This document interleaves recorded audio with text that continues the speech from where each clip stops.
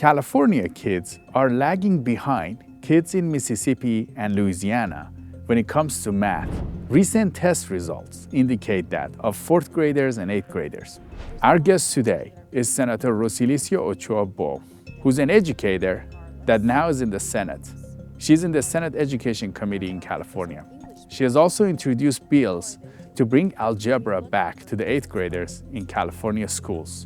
Today she's here to tell us what are the deep factors that causing California kids in public school not do as well as they should be. There's a lot of challenges that are very unique to California that impact academically, but regardless, our English language, just our English-speaking children, how are they doing? When we look at the performance levels in the state of California between our English language learners and our English speakers, believe it or not, we've seen more growth in our English language learners than we have in our English-speaking students. Why is that? Good question. Good question. I'm Siama Korami. Welcome to California Insider. Rosilicie, it's great to have you back on. Welcome back. Thank you. We want to talk to you about education. You're an educator, former teacher, and then you got elected to go into California Senate. When it comes to education, there is a complaint that we're spending half the state budget on the school system, and the results are not as great as it should be. What are your thoughts? Let me restate, it's about 40% of the budget of California goes towards education, and you're absolutely right. It's approximately about just over $19,000 of state funding and just under $6,000 from federal coming in per student. So it's about $25,000 that are going towards our students. But it was interesting to note, and there's a variety of things that we have to consider. And one of them is the fact that, it came to my attention when I first got elected through our Budget 1, which is the Committee on Educational Funding, that we had, through the local funding formula, which is how you allocate the funding towards schools and per student, we have a component where we have funding for unduplicated students. And in that funding, those unduplicated students, that extra funding that they're supposed to be receiving are for children for services that are low socioeconomic or English language learners or our foster youth. It was interesting to note, I knew that as a former school board member, that's how we were funding our students and programs in our schools.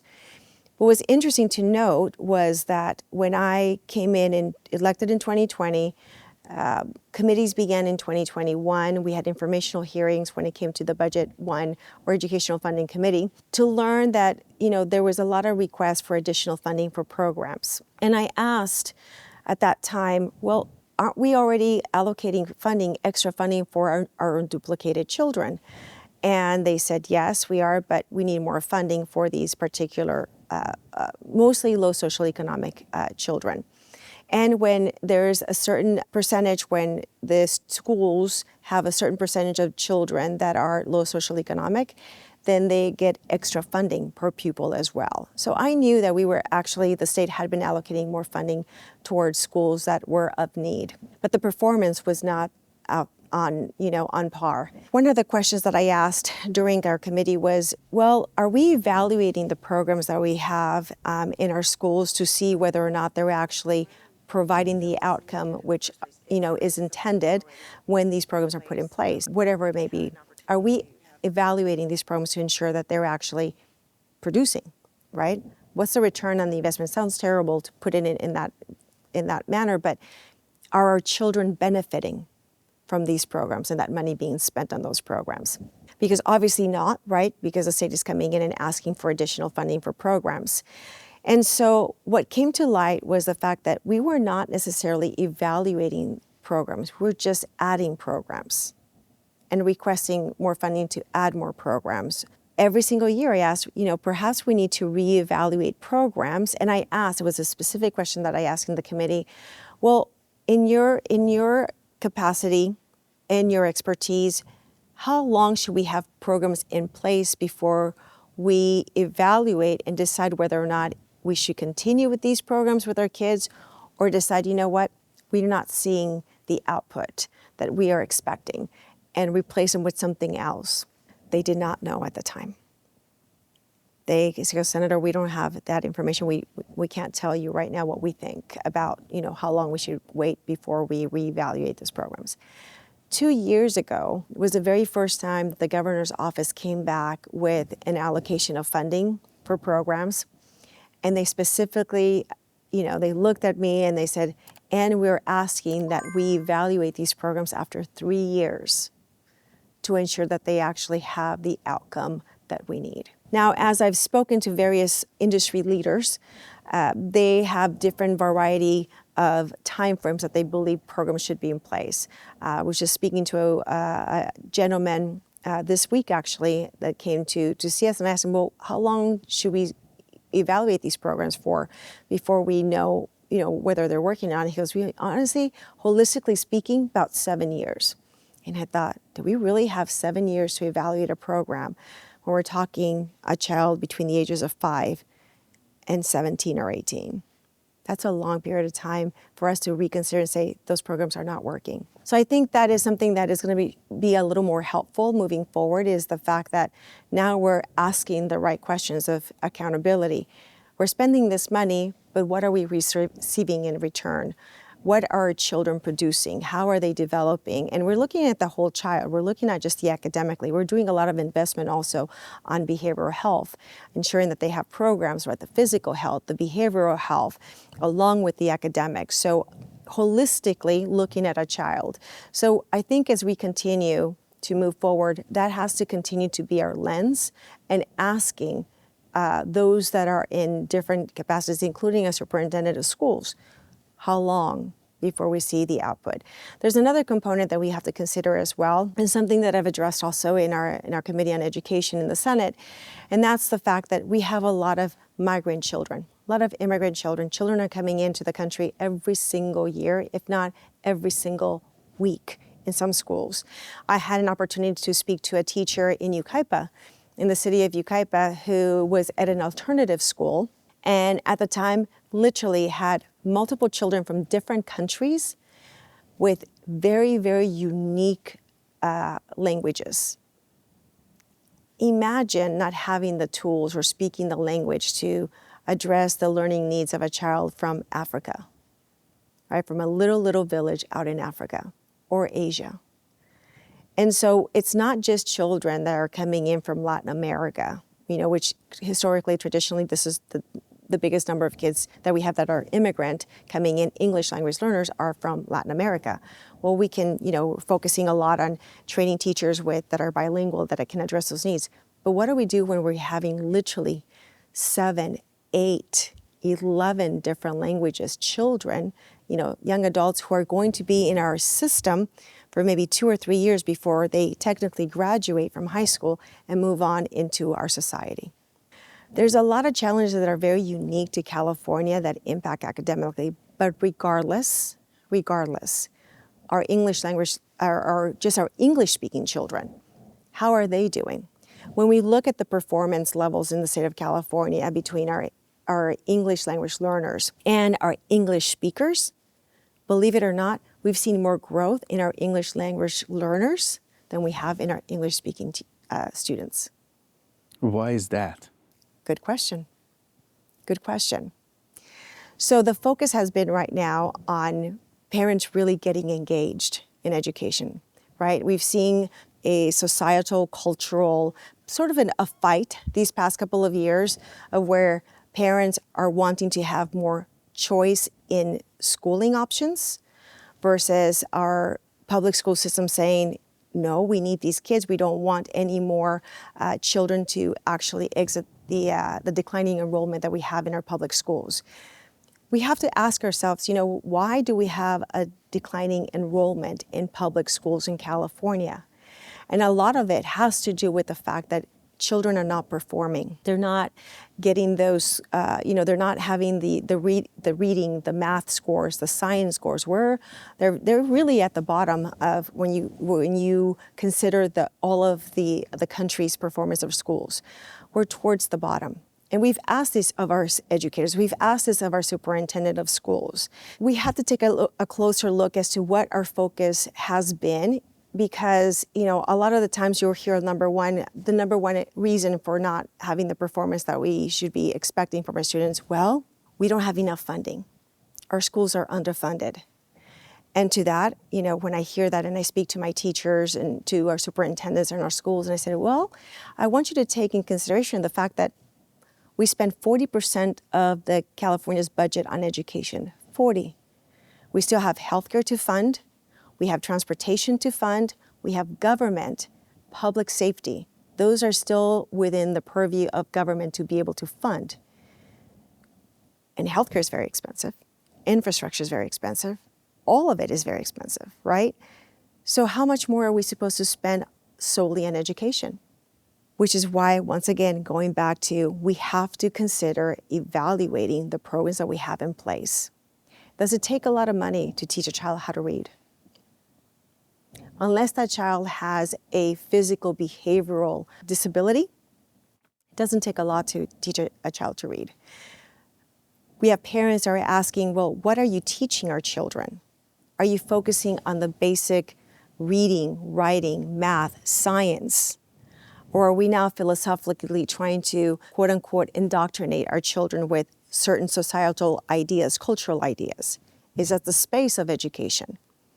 And this is where there's been a real fight between parents and schools and the state, right? Coming and saying, this is what we're going to teach our kids, this is going to be allowed. And parents now realizing, wait a minute, what kind of books do we have in the school? What philosophies are you teaching my child? Shouldn't you just focusing on how to read, how to analyze text when they're in junior high and high school, as they get older, 6th grade maybe and up? Or should we be telling them how to think and what to think? That's why we've seen such a movement right now of parents really pushing for alternative schooling options, charter schools, growing. But in the legislature, you also see such a fight in many, many bills that are limiting the ability to start new charter schools or expand what we currently have or fully fund the ones that we currently have. There is such a fight between public school system and alternative private schools or charter schools. But even in that capacity, we have to take in consideration, we've seen some bills right now. Senator Grove has brought forth bills where they would like allocate some of the funding for students to go and follow them to whatever school they may be, especially in areas where schools are underperforming and parents want another option for their children. So she had a bill where it would allow the state to allocate $8,000 to follow that student to any private school or any charter school, anywhere that they will go. Private school is primarily the goal. But the goal is to have that funding go with the kids. And the number one objection that we heard on the dais and during committee was, that is taxpayer funding. That should go towards public schools. It shouldn't be going to any private school, especially a religious school.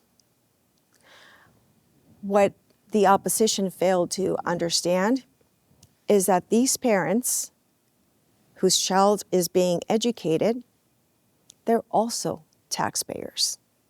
And that funding belongs to that child, right?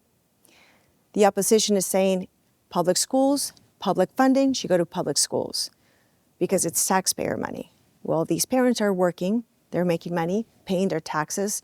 They should be able to have some of that funding directly allocated to the child and go towards any educational system, right? As long as they have their credentials, they should be able to go towards that child, towards any school. And that, I think that bill actually got killed. It's been trying to move forward every single year, but the biggest contention with those two ideas is the fact that it's public school should be going towards public school funding. Do you think it's the lack of involvement from parents that's causing the education in California not to be as good as it should be? Great question, because when you speak to some of these teachers, they'll share with you that sometimes with some of these children, depending on the neighborhood, depending on where they live, or depending on the child, they'll share with you that they have to be a parent, they have to be a friend, they have to be a counselor, they have to meet those child's physical, emotional, psychological needs before they can even start addressing the actual academic. right? Well, these kids don't come, they come hungry, they've been neglected, we have to do all of this before they can actually be in the mindset to learn. We hear that from teachers. So what happens? The school districts then go and ask the state, well, we need more funding to create the programs to meet the needs of these children that are not getting what they need at home. When we look at our society right now, especially the cost of living in California, many parents have to have multiple jobs in order to make ends meet, right? Especially our low socioeconomic neighborhoods. They're working towards literally 2, 3, 4 jobs between parents or single parents to be able to make ends meet with the housing, how costly it is, with food, how costly it is, depending on where our parents commuting, an hour, hour and a half, 2 hours to be able to go to work and then be able to afford where to live in such a far place, distant from their actual work. We have children, parents who are exhausted, that may be exhausted, not necessarily with a lot of family support around them. We have teachers who are saying these kids, we have to meet all of these needs first, basic needs first, before we can actually teach them how to read. And then we go to government and say, hey, we need more funding for these programs. And what does the government say to the actual Californian? We need a little bit more money to be able to create the programs to meet the needs that are not being met at home. So what happens to the cost of living in California? It goes further up. Did you see examples of this when you were teaching yourself? I taught first, second, and third graders, and many of them were English language learners. So parents who literally, most of them were immigrants from Mexico, primarily immigrants from Mexico. And mothers, we had some kids who literally had a mother figure at home, but many kids whose parents were obviously working. And I do remember there was this one little kid, and super bright. He loved science. I met him in first grade. He was so full of life. And this was before I had my own children. So I was married but didn't have children. I just loved his enthusiasm for school and science and reading. And he was just so excited about learning and coming. And I met mom, and she had, I think he was the oldest, and there were several younger ones than he was at home. Wasn't very involved in education. She loved her kid, right? But wasn't very involved in education, didn't understand the educational system. Obviously came from a very poor town in Mexico. Probably, I never asked her, but probably not a lot of education at home. It was evident. But she had this one child who was just beaming with excitement about life and learning. And I remember thinking at the time, oh my gosh, I would love to take this little boy home and just offer him the life experiences and more opportunities to learn and experience science, because that was his passion. So there are a lot of families that through their life experiences, whether or not they're immigrants, right, or because they have to work 2 or 3 or 4 jobs, are not there to be able to meet those needs for those kids. And so it places a huge responsibility on many teachers to be able to come in and meet that, or the schools feel the necessity to come in and be that parent to that child. And in a way, they have our kids from 6 to 8 hours a day. They're a significant, important figure in our child's life.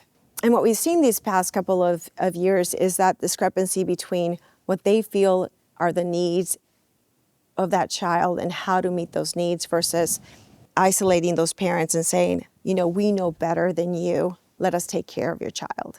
And so parents have become aware of that and say, wait a minute, these are still our children. These are, we're supposed to make decisions regarding their education, regarding their health, not you, which is the school, not you, which is the state coming in and giving them that authority. And I think that's where my concern comes in, is that schools are supposed to be, as well-intended, our teachers are supposed to be partners in education in helping that child grow, right? Not substitute to who the parents are.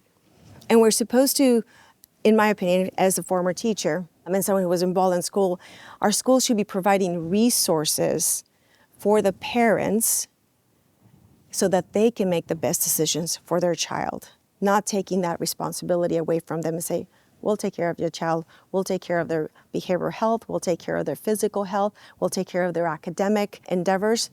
And we're removing that parent component. And I think that's why you've seen so many parents now running for school boards, right? Getting really engaged, attending school board meetings, wondering and asking questions. Wait, what textbooks are you actually considering for our children? And I think this is why we've seen that reawakening of parents going, wait a minute. But I think it was just very organically happened because we have created a system where it keeps parents incredibly busy, and parents don't have the privilege of having a parent staying home and focusing and be able to be there for that child and meeting those needs. And in terms of, you're in the legislature, you're on the education committee, how does the California government look at this situation?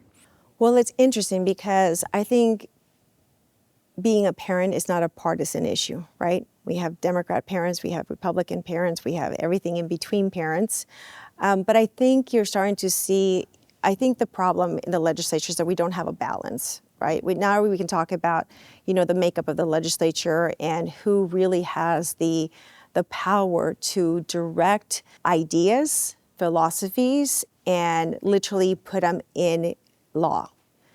In California, most people don't know that, we've had a governor that's been a Democrat now in the fourth term, right? 16 years almost. That'll be a total of 16 years once he's finished with his term. In the Senate, we have 40 senators. And at this time, we have 30 Democrats and we have 10 Republicans. You need 21 votes to pass a piece of legislation right now in the Senate. And as a Republican, you have to have, 21 folks or, 11 Democrats believe in what you believe or agree with what you are working on to be able to pass that. And in the Assembly, and by the way, they've had the majority in the Senate for over 40 years. And then we have to ensure that our bills then go to the Assembly.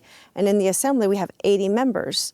And currently, we have, out of the 80 members, we have 60 Democrats and 20 Republicans. And you need 41 votes to pass a piece of legislation in the Assembly. So when you think about that and you think about what the laws have been that have been passed that, many parents now feel disenfranchised, it hasn't been on the Republican side. It's been very Democrat-led. But I think even within the Democrat philosophy and governance, many I think, vote according to what either leadership is directing or what the base is directing. Because people have not been informed and really following until after the fact. I think this is why we've had many pieces of legislation that have actually prioritized what schools can do over what parents' rights are. And so now we're talking about, lawsuits are happening between school boards where parents are really engaged, seeing what the state is doing or what education is doing, what the school district is doing, and then fighting the state on what they're allowing to be taught. We're seeing that in court. We have decisions about, what can and cannot be informed with the child. And I think the average person would say, well, we cannot share information with parents. This is your child. I want you to think about that. This is your child, and they're making decisions at the state level and local level that they can literally omit information pertaining to health, behavioral health, and physical health from parents. In any other world, in any other country, they would say, wait a minute, how do you have that power to do that? And we're creating laws that actually literally give and empower our schools to make decisions on behalf of our children. And how does it work for your colleagues? So we have interviewed some of the senators, and most of them everybody's very nice. They all have told us that they vote according to the district. They represent the district, and this is what the district wants, and they vote according to the district. What are your thoughts on that? You're right. You're absolutely right. Many of them vote according to their district. They don't necessarily agree with what their district wants, but they have to vote according to what their district wants, because everybody expects that if I voted for you, you're going to vote and support what I want or believe in. That's the expectation that we have, right? That's what happens with many of our colleagues. It's either their base, they're the people that actually voted for them, or it's the lobbying groups, the people that are able to fund and help fund the campaigns that get them elected to be in office. And this is where it gets a little dicey sometimes, because if you have an elected whose desire is guided by political aspirations. Because those lobby groups come and donate to you later for your future. Yes, for your future. If you align yourself with these folks and there's a loyalty there. I've had members, and I'm not kidding, I have members who I've introduced legislation, which is, I try to create good legislation, pretty balanced for legislation. And they will ask me, well, who's sponsoring, who's supporting the bill? Who's opposing the bill? And they will literally make a decision, not by reading the bill necessarily, or just having a little bit of an insight, but by who is supporting or opposing the bill. Because they will not vote against the certain groups that are actually their supporters. That is eye-opening. So I've learned that now that I've been in the legislature. It's my 5th year in the Senate. And knowing that, I have a different lens now on candidates that I'm going to be supporting personally, especially in my district, who will be my representative. Is I ask, well, what's their motivation? Why are they doing this? Are they doing this because they have political aspirations, or are they doing this because they truly want to serve their constituency? I look at the heart and the mind. I want to make sure that they have good common sense, and I want to make sure that they have a heart of servant leadership. And it's very important. And I think a lot of the messes that we're in is because people are so afraid of not having the support for re-election that they compromise their values or their philosophy or their vote according to their base and not based on what they know to be right. Do you see that often with your colleagues, that they might have to vote against their own interests based on the situations that come up? I have seen it several times. And they're good people. And that's why, when I see the animosity and the contention going on the political side, in the media, on social media, I see all of that contention. It bothers me. It really, really bothers me, because we're compromising the very principle of the values of supporting good governance for folks in California. And we've ended up in a place where housing is incredibly expensive, gas is incredibly expensive, or I should say fuel. Fuel is very expensive, energy is very expensive. Education is not actually performing and meeting the needs of our children, as evidenced by many of our testing scores in math and science and reading. We're in a pickle. And this is why I will not always necessarily vote according to what would be deemed as a partisan vote, but try to be as honest as I can with whatever space we're voting on, getting to understand the issues. And my team knows, give me an objective perspective and analysis of this bill. I don't want you to make it, so that we have to vote it because, of the author or the context or whatever it may be. I want to make sure that we're doing good governance. There's a lot that goes into play in analyzing legislation as we're considering the support or the opposition, or just abstaining, because we can abstain on bills sometimes, and I've done that too on bills. But there's a lot that goes into considering what legislation and what the purpose is behind them. But I think it's important for the public to know that sometimes legislators are literally voting because that's how they're based. And I liken it to, would you want me to vote differently than what you feel or think I should be voting for the majority of folks, right? Because I can't vote according to every single person. But I said, exactly, that's what they're doing. So I always say, if we're going to change Sacramento, if we're going to change the trajectory of either education or our values on the green economy or whether or not we're going to use fossil fuels beyond 2045. It's going to have to start with the people. It's going to have to start with having conversations about ideas within folks and stop isolating people. And literally, what I've been saying for years is literally silos and echo chambers. It's not working for California. We have to unite and have a dialogue about ideas rather than vilifying messengers. Do you think, with all that's going on right now in California, with the cost of living and issues that we are having, do you think there is a shift in Sacramento? No, I think there is a shift. And I think we've seen a shift starting in 2022. And then we even more so in 2024, for sure. Californians, I think, spoke very, very loud and clear. America spoke very, very loud and clear as to what they're supporting and not supporting. And the issues, especially affordability. We've held 60 town halls in my district. Well, actually, part of my district and my new district right now in 24. The number one concern that people have is affordability. And trying to understand what legislation, what policies have come to be that have created that cost of living in the state of California. People are questioning now, and you're going to see it probably a little bit more in the next couple of months, a shift on our view on fossil fuel, on whether or not California decides to continue to extract and refine oil and fuel.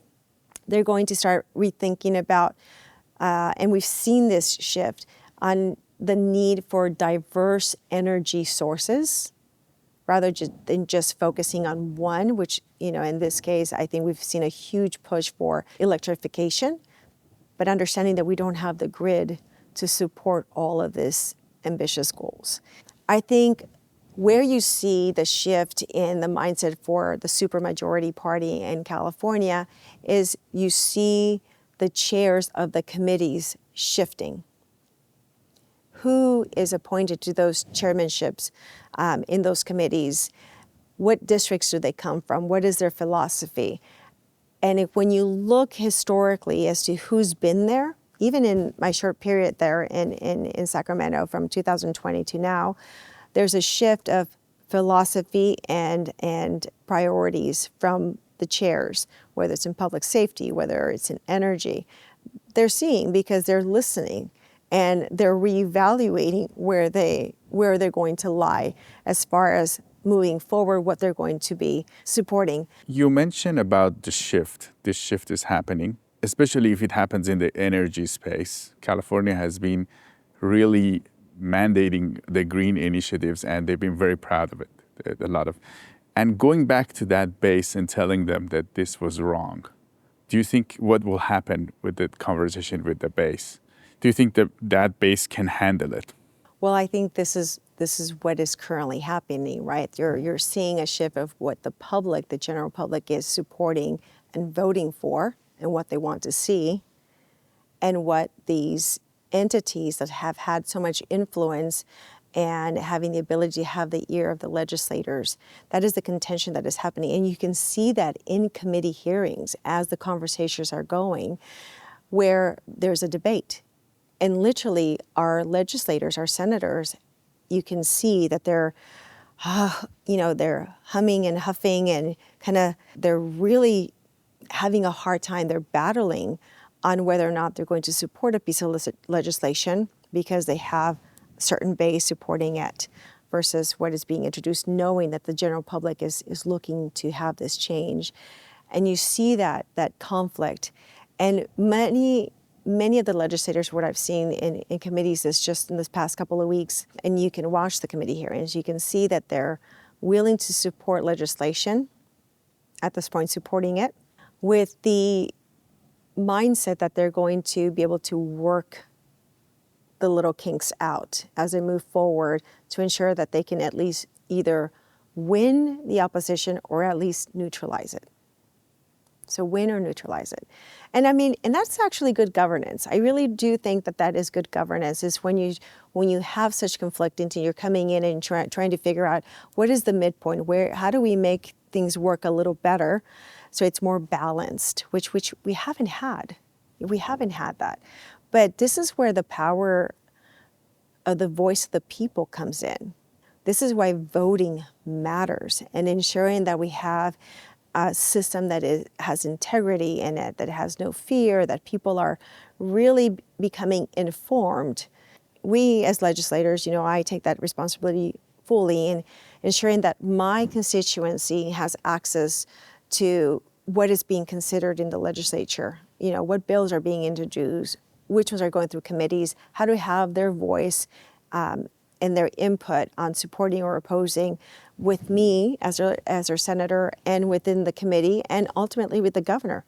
Email him, let him know that you support or you oppose certain pieces of legislation, and ensuring that they know how to get this information. Where do you go? Here's the link where you can go and literally learn more about every single piece of legislation.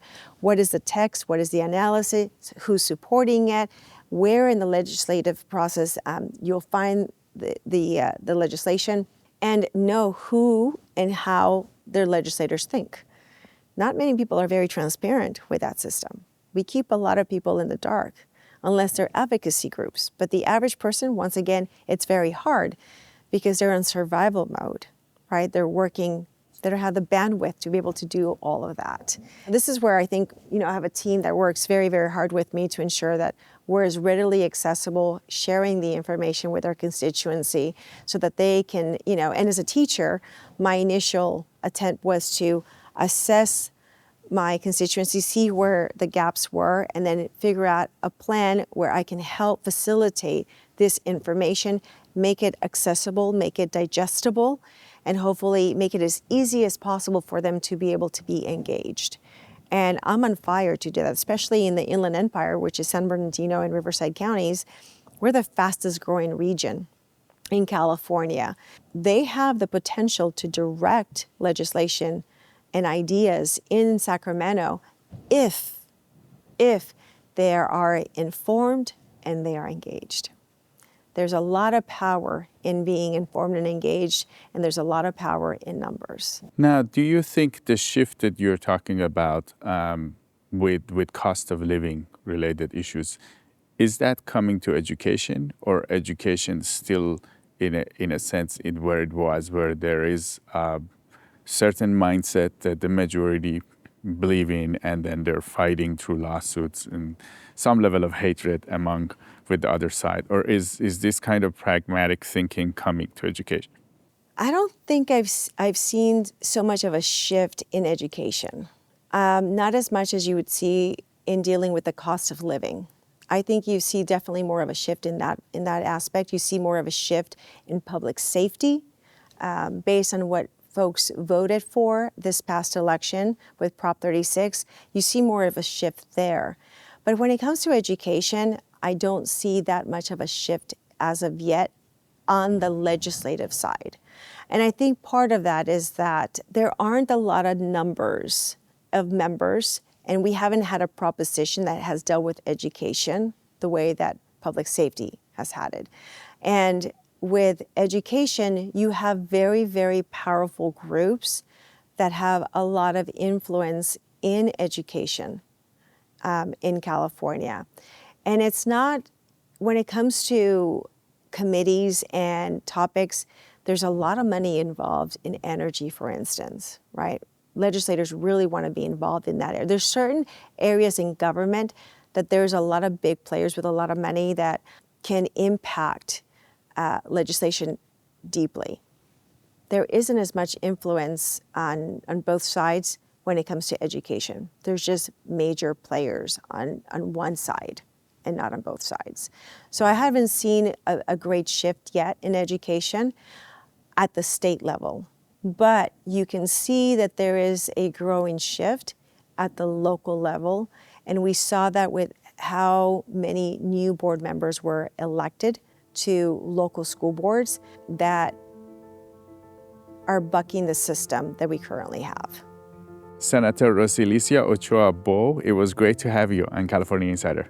Thank you so much for the opportunity to be here. It's always great to have these conversations. And I think that's the best form of governance, is having those conversations of ideas and how do we make it better for California. So thank you for opening this platform and for allowing the legislature to come in and have some good, meaningful conversations with you. Thank you so much. Tell us about the situation in public schools that you are experiencing. Is there a fix to all of this? Can California parents spend more time on their kids' education? Is it possible doing that while the cost of living is so high here? You can always email us at siamak@californiainsider.com or comment. We read all of your emails and comments. I'm Siamak Khorrami. This is California Insider. We'll see you next time.